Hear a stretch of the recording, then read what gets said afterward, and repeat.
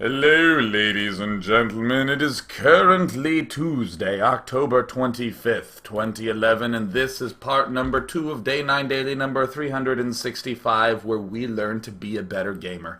Except on Mondays, where we dick around. In today's Funday Monday, it is the You Must Expand to the Other Half of the Map Daily.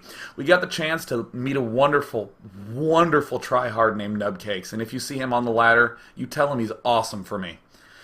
Now, many people, again, tried as quickly as they could to expand to the other half of the map. So in the following set, we have an interesting little bit of Zerg replays to look at. In the bottom left, we have Jace, who recently has dropped to about 2 cents a card. And in the top left, we have Ariku. I'm looking at the chat to just see when people get that reference. We have Ariku, and of course, because I like anagrams, I read this as Eureka, but said by someone who didn't quite speak English properly. You know, one of those like, oh my god, I've got it! Ariku! It's like, not quite, no, it's a little off. No, it's not. Ariku.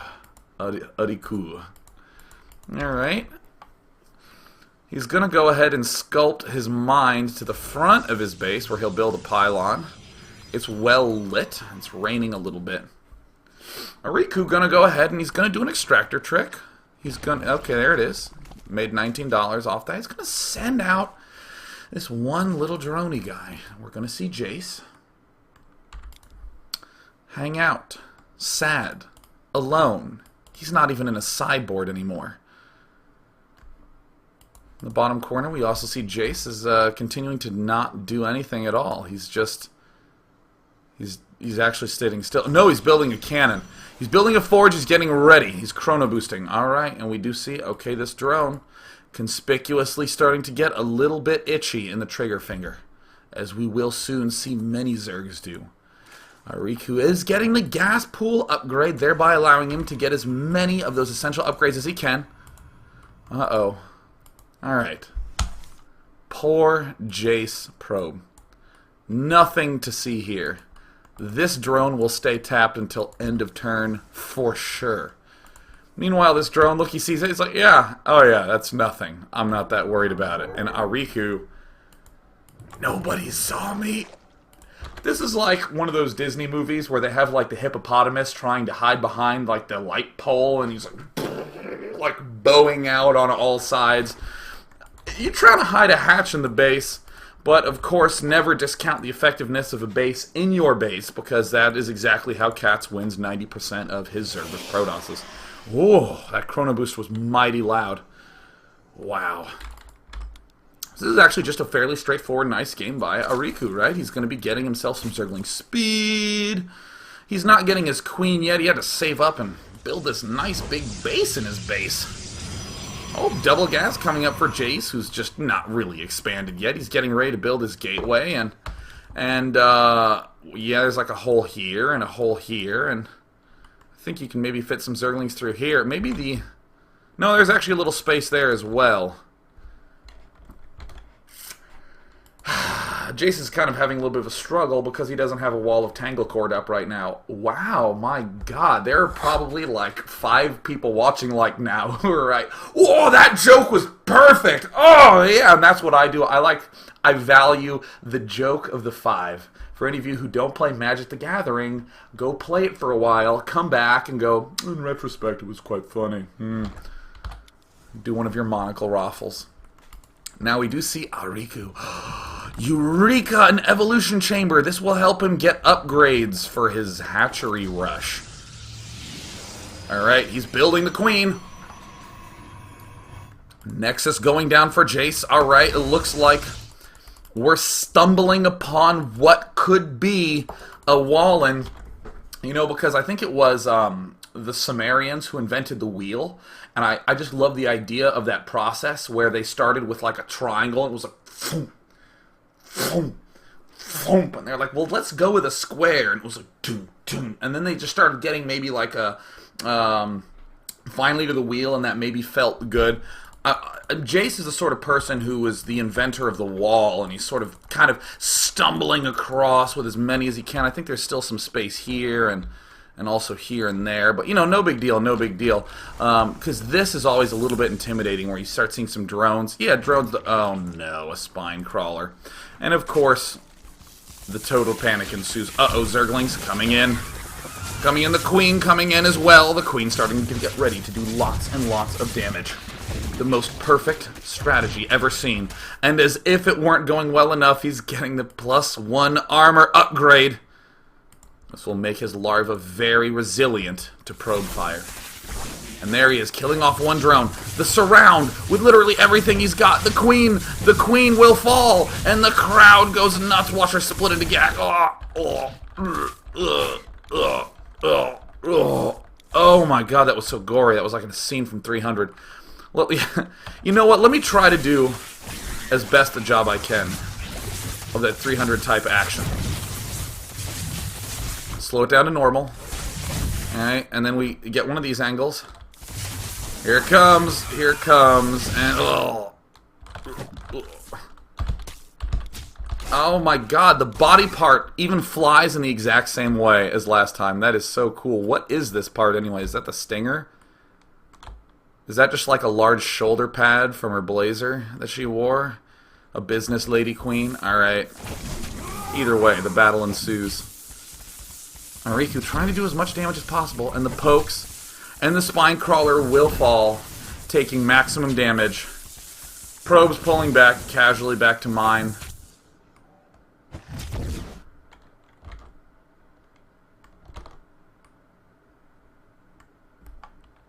I guess we're still in 300. With 1 hit point remaining, Jace says that's fine. That's fine. Alright, it's at 2 hit points. It's starting to do some damage. Oh, is there a probe down here? Uh-oh. Oh. Yeah. 300 level action. That's what I'm talking about. Attack! Retreat. Oh, getting facialed right there. Zergling's doth hatch. And he moves in and goes for the kill. Alright, good. Starting to kill. Oh, more Zerglings coming in. Fantastic. Building some drones. Hey. Armor's getting done. That's what I'm talking about. That's feeling pretty good. That's pretty good. Alright, quickly. Mine minerals. Yeah. Yeah, hey. Look at that. Look at that. He expanded to the other half of the map. He's satisfied Funday Monday, and it looks like Ariku is going to build a spore crawler to defend his base from Dark Templar. Ariku. Eureka! Spore crawler coming down. Oh, going down, coming up, going down. These 2 cannons will defend exactly not the resource line. Will help defend this Artosis pylon over here. Queen coming in to do some action, but sometimes when you can't spread creep quickly enough, build another hatchery 3 feet from your other hatchery. That's what I'm talking about, man. That's what we call aggressive expanding. It's like, well, I don't know if I'll have time to go get another cup of coffee because of traffic. It's like, well, I'm buying an airport. We'll fly there with the 747. You'll reach out the window, pick up the Starbucks, and then you'll probably burn your mouth. Now it looks like Ariku going to go ahead and just block his own attempt to expand here. Oh, excuse me, Zergling's going to expand here. It's very good. Very common strategy. Jace going to go ahead and attempt to do the 4-gate. And the rest of this game is fairly straightforward. We do have these Spore Spine Crawler composition that will probably help defend things. Zealots kind of try to poke and approach their way in. We're already getting a good amount of income from here. Riku making sure to build another Spine Crawler. And in a fairly succinct display of ZVP prowess. See Riku going to go ahead and take down the Cybernetic Spore. Try to make the push up to the top for Jace. Utilizing the powers of Micro, Ariku has a eureka moment and realizes that a base in his base breaks his face. Now the thing is that was absolutely not nearly even close. I'm sorry, my tummy is making some hungry tummy noises. Now the thing is that was not even close to the only game that somebody did that. We're going to see someone whose name is Dome Buddy. Dome Buddy. Dome Buddy is going to be our second player who went for the hatch in your face strategy. We see Zero. Zero's your average everyday Protoss. He's going to build a pylon once upon a time at the front of his base just to make certain that he can secure his ramp and all sorts of said things. It looks like Dome Buddy did indeed go for some sort of 5 or 6 or 7 or 8 pool. Hey, buddy, says Dome Buddy. Sup? Happy? Confused? Question mark. Sup? Something like that. There he is. Zero's happy. He's like, alright, good. First, I'm going to build this cybernetics core, and then I'm going to build this zealot. Oh. There it is. Dome Buddy. Building a hatch. Mind if I stay here? You got a couch I can crash on, friend? Zero. Trying to micro. Roommates for life, bro. Oh, Dome Buddy, you are such a jerk. Oh, Dome Buddy. Zealots out. Zealots not so out. Can he chrono boost the sentry out in time? Dome Buddy, you may be a jerk, but that's pretty funny.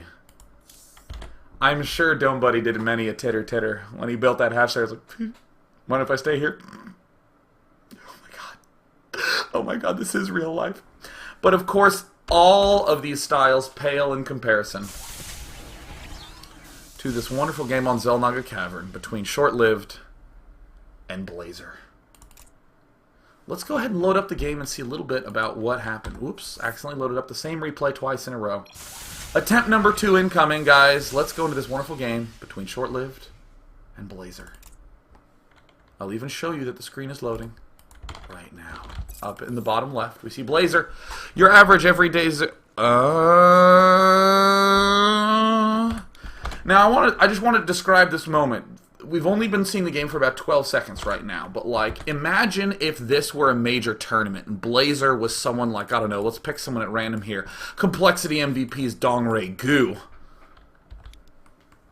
Move down, alright? And if this, because we do one of these things at like an MLG where we'd be like, in the bottom left, the player hailing from Korea, one of the most feared Zerg players in the world, it is Complexity MVP's Dongray Gu. And the crowd would go, ah! And me and JP would look at each other and be like, oh, it was awesome we made the crowd do that. But there's always those moments where that probe goes out early, and you're going, oh my god, it looks like we're going to see a proxy, or the SCV goes out early, and you think, oh, he's going to be building a barracks next to his base, but when his Zerg moves out with a drone, you're like, excuse me, what the fuck are you doing? What is he really going to do? Is he going to get in there and steal one of the 2 gas geysers? And the guy's like, oh shit, I'll have to kill that off with my convenient first set of units that I was going to build anyways. Perhaps he's going to be going to proxy hatchery Blazer. Good luck, fun have. Good luck, fun have.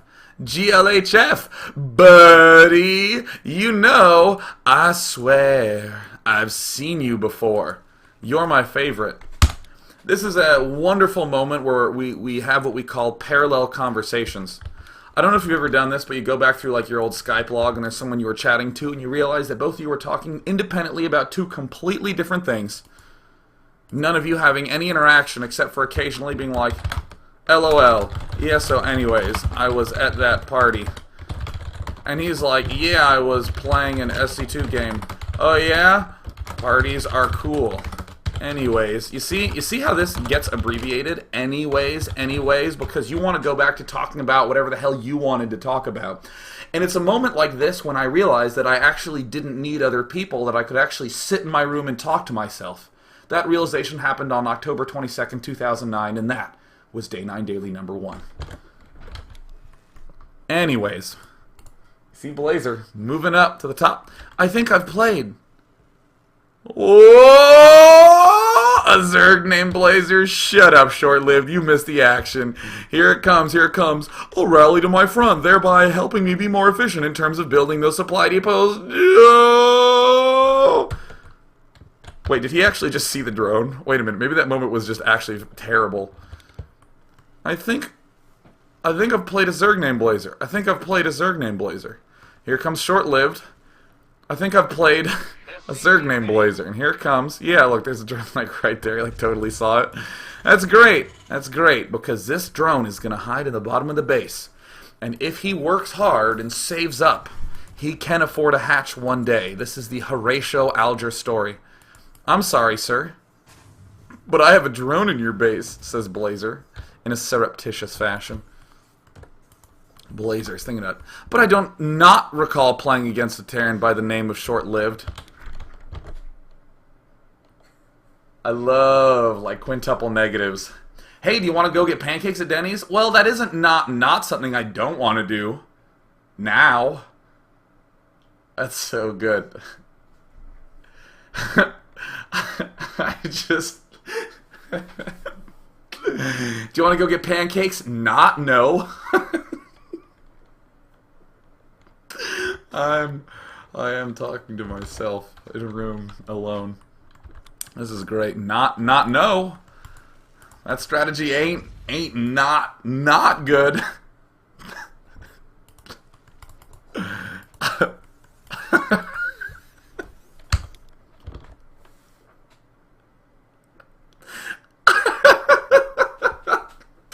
Oh man, not no. Absolutely not no. Here he comes. Here comes Blazer. He's saving up. Oh well, short-lived, just trying to do one of those things where someone waved at him and he waved back, and turns out he was waving to someone else. Nah, kissy face. No, it's all cool, bro. No, broski. Ain't a thing. And the Horatio Alger drone has saved up nearly enough money, and there it is, Blazer. Getting ready to make his first assault. Oh. Well, I'm gonna bunker rush him. Upgrade complete. Uh-oh, wait a minute. I didn't scout my opponent. Where's all the expansions? Why is there nothing back here in the main base? The Marines are moving out. We'll better bring another SCV to repair everything we're building. Oh, and here it comes. Short-lived is going to try to utilize micro. It doesn't work. And somehow it looks like the Zergling attack turned the Marines into ash. Fangs on fire. Command center incoming. Now we also see it looks like the Queen coming out. Oh no! Short-lived. He sees it. He sees it. The Zerglings are... Well, they're kind of stuck. Well,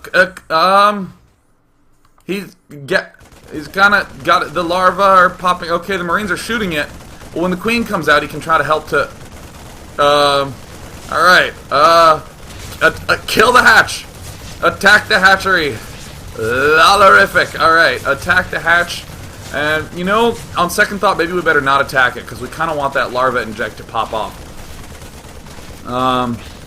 Well, we're saving some money. The Horatio Alger drone story it'll